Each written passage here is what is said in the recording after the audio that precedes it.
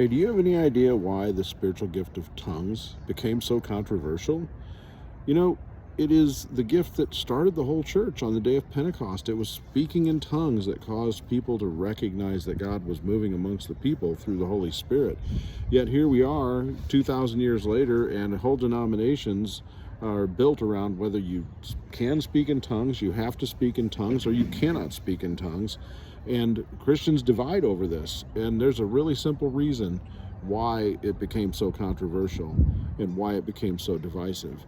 And that's because people buy into dogma that's taught by their churches instead of reading the Bible and discovering for themselves. If they would do that, they would recognize that there is an error in 1 Corinthians 14 in the interpretation of the word apistos that creates all kinds of controversy. And if you just get rid of this one error, the teaching on tongues would be crystal clear for everybody.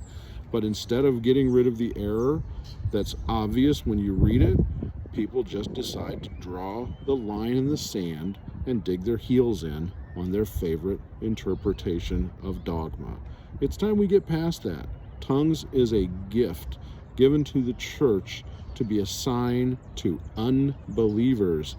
Maybe the church would grow more if everybody would embrace it in its proper context.